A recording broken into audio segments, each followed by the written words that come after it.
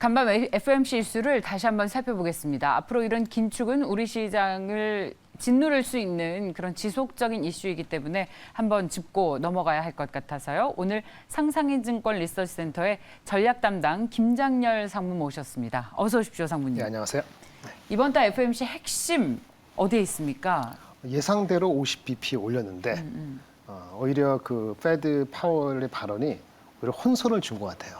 시장이 엊그저께 이제 FOMC 하기 전까지 6월 달에는 75bp 이른바 자이언트 스텝으로 갈 거라는 생각을 갖고 있었는데 의외로 50bp 나와서 그날 그 미국장은 3% 넘게 올랐잖아요. 근데 어저께는 완전히 그거를 다 반납하고 더 빠졌단 말이에요. 네. 뭐냐? 아니 근데 원래 75bp 하려고 했으면은 그만큼 인플레 잡겠다는 의지가 강했는데 뭐 그 사이에 뭐가 바뀌었지? 그러니까요. 50bp로 해가지고 그 인플레 잡을 수 있다는 거야. 이런 생각을 다음날 갖게 된 거죠. 그리고 한편으로는 이게 FOMC가 커뮤니케이션에서 그 트랜스페어런트하고 투명해진 건 매우 좋은 거지만 일면에 이제는 그 경기가 금리 인상을 받아낼 수 있을까라는 속으로는 좀 염려하는 거 아니야? 그 시장하고 밸런싱 어떤 그런 제스처 취하는 거 아닌가라고 해서 결국은 미국의 경제가 얼마나 스트롱한지 그다음에 또 75bp를 지금은 오프 더 테이블에 없다 했지만 뭐 향후에 또 상황이 변하면 또 어떻게 될지 모르는지 이런 것에 대한 여러 가지 생각을 하게 만든 거예요. 근데 근본적으로는 말이죠. 그 페드가 할 수 있는 거는 금리 인상이긴 한데 그것만 가지고 지금 그 인플레를 잡을 수 있을 것인가라는 근본적인 질문을 다시 한번 한 거죠. 그래서 첫날 그 실적 그 FOMC가 50bp 이상 안 하겠다 당분간 이거에 대한 3% 넘는 것들은 과도했다고 보여지고요. 그 다음날 어저께 또 이거 뭐야 그러면서 이렇게 그 이상은 빠진 것도 둘 다 과도한 거죠. 그러니까 그만큼 시장이 좀 그 불안정한 상태라는 것이 좀 기분은 좋지 않습니다. 네. 네, 50bp는 좋았는데 그 다음 75bp를 후퇴한 것이 오히려 여러 가지 혼선을 불가피하게 의도되지 않았지만 그런 메시지로 해석될 수 있는 여지를 줬다. 이것이 좀 부정적으로 해석이 된 거죠. 하루 사이에 뭔가 크게 달라진 게 없는데 시장에서는 해석을 이렇게 또 달리 해서 우리 투자자분들은 좀 당황하셨을 겁니다. 네, 당황할 거. 그러니까 원래는 네, 이런 뭐가 거죠. 달라졌죠, 하루만에? 달라진 건 없어요. 해석이 달라진 거 아까 말씀드린 그거죠. 인플레는 높다. 그럼 인플레가 높은데 인플레가 낮아질 수 있도록 페드가 금리 인상만 가지고 할 수 있느냐?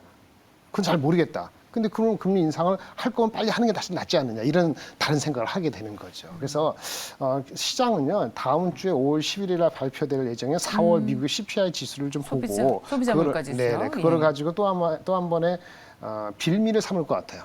이제 4월 달이 이제 3월보다 먼스 오브 먼스가 중요한데 이제는 뭐 0.4% 오른다고 이제 보고 있고 특히 근원 CPI는 0.2% 포인트 올라갔나 보고 있는데. 조금이라도 밀리면 그보다 낮으면 그래 이제 인플레가 안정화될 수도 있어라고 해석해서 또 안 들려갈 수도 있고 아니면 의외로 더 좋게 높게 나오면은 이거 봐 금리 뭐 50bp로 6월 달에 간다는 거 뭐 그렇게 하고 싶어 할지 모르지만 그렇게 안 될 수도 있어. 지금 페드 와치에서는 어저께 나오는 게 6월 달에 그 금리 인상을 75bp를 80% 후반대로 베팅을 하고 있거든요. 그러니까 지금 페드의 그 의도대로 안 될 거라는 거를 베팅을 하고 있는 거란 말이에요. 그래서 그거를 좀 눌러줄 수 있는 그 의도대로 갈 수도 있어. 너무 그렇게 걱정하지 마라고 시그널을 줘야 되는데 아마 5월 11일 나오는 CPI 넘버가 예상보다 낮게 나오는 것이 좋은데 그렇게 나올지 지켜봐야 되는 거죠. 그게 이제 가장 큰 겁니다. 그래서 그 전까지는 지금 주식 투자를 적극적으로 임하기가 쉽지 않아요. 네, 그렇죠. 왜냐하면 우리가 다 아는 FOMC 결과를 시장에서 또 하루 만에 이렇게 큰 악재로 받아들였고 네네. CPI도 어떻게 나오는지에 따라서 이것을 말씀하셨던 것처럼 인플레이션이 안정이 됐구나. 네네. 혹은 그봐 이렇게 물가 부담스럽잖아. 네네. 라면서 시장은 공포를 느낄 수 있기 때문에 더욱 그런데 자 이제 업종별로 살펴보면 그래서 이제 본격적으로 긴축이 시작됐다는 해석 때문에 미국에서 성장주 위주의 급락이 나오면서 기술주 중심의 나스닥이 폭락했습니다. 우리도 오늘 성장주의 주가가 그렇죠, 안 좋죠. 네이버와 카카오가 영향을 받고 있는데 이 섹터별 영향은 어떻겠습니까? 뭐 미국과 같이 있는 그런 그 인터넷 게임 이른바 고성장이나 성장주들? 멀티플이 높았던 거는 영향을 더 많이 받는 건 너무나 당연하고요. 물론 다음 주도 확 바뀔 수 있을지 모르지만은 단기적인 변동성은 불가피합니다.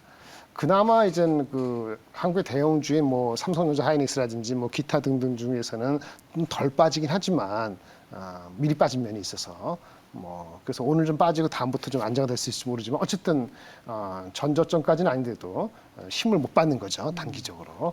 뭐 그래도 이제 실적이 나오는 주식은 오늘 하루 지나고 다음 주 월요일 날 미국 저기 이제 그 우크라이나 전황이 예. 뭐 장기화되든 그런 거에 따라서는 조금 안정화 될 것 같아요. 근데 이제 워낙 그 우리가 2,600 초반에 그 전저점을 한번 갔었잖아요. 2,590. 그래서 그 전까지는 아마 9월 11일까지는 거기까지는 터치를 안 할 것 같고. 말씀하신 그 카카오나 그런 주식들은 넘버 자체도 좀 어떤 그 좀 불안한 요소가 있기 때문에 뭐 PBR 30배에다가 PER 30배에다가 27배 떨어뜨린다고 누가 뭐라 할 사람 없기 때문에 지지하는 사람들이 없으면 좀 더 빠지는 거죠. 그래서 장은 전체적으로 그래서 1.5%까지 밀리는 것 같은데 아마 다시 그 실적 위주로 저점 매수가 들어오면 뭐 전저점까지는 가지 않고 다음 주를 맞이할 것 같습니다. 근데 사실 그 저희 시청자분들께서 지적해주고 계시지만 삼성전자, 뭐 하이닉스 실적은 정말 다 서프라이즈인데 주가는 전혀 반영을 하지 못하고 한국 주식 정말 힘들다. 그리고 앞서 말씀해 주신 것처럼 결국에는 좋은 실적의 주가 상승으로 수렴을 하게 될 텐데 지금 간밤 FOMC 결과를 봐도 그렇고 이제는 전 세계가 본격적으로 스태그플레이션 공포에 좀 주목을 하는 것 같습니다. 네, 물가는 맞죠. 오르고 그렇죠. 경기는 안 좋은. 뭐 물가가 오르니까 사실 경기와 기업들이 타격을 받으니까 경기가 안 좋아지는 거는 너무나 당연한 수순인데 스태그플레이션 공포가 이제 목전에 두고 있다. 라는 예. 스태그플레이션이 결과적으로 경기가 안 좋으면 아무리 실적이 그렇죠. 좋아도 주식 못 가는 거잖아요. 그렇죠. 근데 이제 스태그플레이션은 우리는 그러니까 리세션하고 인플레이션이잖아요. 인플레가 지금 미국은 8%, 우리나라 4.몇 %, 네. 뭐 딴 데 더 큽니다만 이게 내려가긴 내려갈 거예요. 예. 근데 뭐 절대적인 3%, 2.5% 훨씬 높을 거란 말이에요. 그러니까 그거를 잡으려고 금리를 너무 빨리 올리면은 경제 성장률이 마이너스 갈까 봐 걱정인데 이게 마이너스가 가야 되는데 오늘 어저께인가 영국이 얘기했죠. 영국은 내년에 마이너스 성장한다. 리세션 갈 수 있다는 맞습니다. 거고. 예, 마이너스 성장 예상이 그렇죠. 있습니다. 그다음에 유럽에서 독일이 예. 또 문제죠. 예. 독일이 이제 그 러시아 전쟁이 장기화되면은 지금 이제 원유 수입을 완전히 금지하는 EU하고 동참하겠다는 뜻이란 말이에요. 그러면 독일도 2% 남짓 성장하던 것이 한 6개월, 9개월에 마이너스 성장 가는 거예요. 근데 미국은 그렇지는 않을 거예요. 만약 그 정도까지 2% 초반, 중반 이렇게까지 극단적으로 보고 있는데 이게 확 빠진다고 하면은 금리 인상을 아마 멈추거나 확 낮출 거예요. 그렇기 때문에 근데 물론 금리 인상에 대한 포지션이 또 바뀔 수 있는데 그 바뀌는까지의 그 기간 동안에 성장률이 낮아지는 게 멈추기 때문에 주식시장은 잘 안 가는 거죠. 그래서 철저하게 그 실적 위주로 해갖고 저점 분할하는 것만이 되는 거고 주식시장은 그렇게 만약에 공포적으로 해서 실제 미국이 리세션 가는 걸 하면은 아마 미국의 그 금리 정책은 저는 바뀔 거라 보는데 지금이 아니고 그런 걸 겪고 나서 바뀌는 거죠. 그래서 실질적으로 미국의 리세션이 갈 확률은 올해나 내년 초까지는 별로 없어요. 근데 유럽은 독일이나 영국이 충분히 가능성이 이제 드러났죠. 예, 그래서 그건 좀 다르긴 하죠. 그래서 미국 주식이 좀 덜 빠졌기 때문에 미리 이제 많이 빠지는 게 맞고요. 3%, 5% 왔다가 우리나라는 미리 빠진 게 있기 때문에 아마 공포가 있더라도 2%, 3% 이렇게 빠지지는 않을 거예요. 근데 재미는 없는 장이 계속 지연되기 때문에 그런 상태에서 한국의 대표주인 삼성하이닉스도 기본적으로 인프레가 되면요. 가격을 전가시킬 수 있는 주식만 살아남거든요. 가격을 전가시키는 예전 말씀드린 것 같은데 자동차 가격, 자동차 사려면은 우리 앵커님도 돈 더 줘야 돼요 지금. 예, 그 가격이 전가되는 주식이 뭐냐? 자동차 주식 이런 거란 말이에요. 근데 IT 주식이 가격이 전가되는지 전가가 안 되거든요. 그래서 삼성하고 하이닉스가 아무리 이번 실적이 좋다 하더라도 향후 연말 내년도에 수요가 어떻게 될지 모른다는 두려움이 있으면은 상대적으로 삼성, 현대차나 기아 같이 가격을 전가할 수 있는 그런 주식보다는 먼저 눈에 들어오지 않는 거죠. 그래서 저점까지 계속 밀리는 상황이 이런 매크로적인 측면에서의 우려가 좀 둔화되기 전까지는 삼성하이닉스가 추세적으로 올라가기에는 단기적으로는 쉬운 건 같지 않습니다. 트레이딩일 뿐이다. 이렇게 보시는 게 맞을 것 같아요. 매크로에 대한 둔화를 어느 정도 우려에 대한 둔화죠. 예, 네. 반영할 매크로의 둔화가 네. 이제 모두 반영이 돼서 네. 어느 정도 만약에 안정을 찾게 된다면 네. 어떤 신호가 나왔을 때 일찍 어떤 신호에 따른 어느 정도의 이제 안정적인 흐름으로 예상을 하시는지. 예, 절대적인 삼성전자 하이닉스 주가에 대해서는 제가 좀 그 리포트를 일주일 썼는데 예, 예. 삼성전자 6만 원 초반, 하이닉스 10만 원 초반인 절대적인 주가로는 PBR, 그러니까 얘네 적자 가기 전까지 가면은 그 정도면 마무리가 될 거예요. 얼마 안 남았잖아요. 근데 그 주가가 안 가는데 매크로 시그널은 두 가지죠. 예, 예. 공급망 이슈가 완화돼야 돼요. 그러니까 우크라이나 전쟁이 장기화되지 말고 빨리 끝내야 되고, 그다음에 중국이 제로 코로나 정책을 수정해야 돼요. 그거 안 되면은 삼성 하이닉스 아니고 애플도 주가 안 갑니다. 이 그것이 시그널이 언제 보일 것이냐 알 수가 없죠. 그게 5월이 될 수도 있지만 잘못하면 7월까지 갈 수도 있기 때문에 그 기간 동안에는 2분기 실적이 뭐가 나오든 전혀 신경 안 쓴다. 그것만 갖지 말고 절대 주가 많이 빠졌어. 이 이상 한 내년까지 보면은 이 PBR 밸류로 1.2배, 1.1배 싸. 그것만 사람들이 보기 때문에 삼성전자 하이닉스도 6만 원 초반, 10만 원 초반 정도 가기 재기 전까지는 이게요. 너무 싸다 이렇게 느끼지는 않을 수도 센터장님, 있어요. 저희가 그 6만 원, 10만 원도 신뢰할 수가 없는 게 이 경기에 대한 인식을 이렇게 시장에서도 하루 만에 확 바뀌니까 아니, 그건 다른 게 있어요. 뭐냐면 예. 예를 삼성전자 하이닉스가 경기가 글로벌 리세션 되잖아요. 리세션 되더라도 그러면 이제 적자 나느냐 이런 얘기잖아요. 적자 안 나요. 예. 적자 안 나는 이유가 그 경쟁사가 먼저 적자 나고 감산이 들어가고 투자가 줄고 예. 그다음에 아까 미국도 이제 금리 인상을 계속 50bp로 못 차거든요. 예. 리세션 가면은 그러면 삼성하이닉스 같이 버틴 업체가 갑자기 또 확 어닝에 대한 좋아지니까? 게 도와줘서 지금은 올해 어닝이 아무리 좋아도 안 사지만은 갑자기 올해 어닝이 생각보다 나쁘게 나왔을 때 경제 현황이 그걸 반영했을 때는 살아남은 주식에 대한 힘에 대한 내년을 믿기 때문에 갑자기 내년 걸 믿고 들어가거든요. 지금은 이제 내년 걸 믿고 들어가는 게 아니고 올해에 어떻게 될지 모른다는 두려움 때문에 극단적으로 적자 이전까지 넘버 1, 2등이라도 어디까지냐. 과거 보면 PBR로 1.1배, 1.0배 갔을 때 바닥이거든요. 그게 6만 원 초반, 10만 원 초반이라는 게 근거가 나오기 때문에 사람들이 극단적으로 할 때는 그걸 안 믿을지 모르지만 결국은 빠른 스마트머니가 또 불이 나게 살 수 있죠. 물론 그 전에 뭐 6만 7천 원, 뭐 10만, 11만 원 여기서는 싸기는 한데 그거 가늠하기가 어렵단 말이에요. 싼 것만이 이제 그래요. 쌀 수는 있지만 그렇다고 오를 이유도 없는 주식 아니겠습니까? 그러니까 안 사는 거죠. 그러니까 지금 안 가는 거지. 삼성전자 하이닉스가 시가총액이 25%인데 4분의 1이 그렇고 예. 거기 장비주가 대충 비슷하게 하면은 물론 장비주도 새롭게 들어가면은 삼성 하이닉스에 너무 디펜던스 안 하고 여러 군데 하고 뭐 신제품 나고 이런 회사가 있겠지만은 그 나중에 가봐야 하는 거고.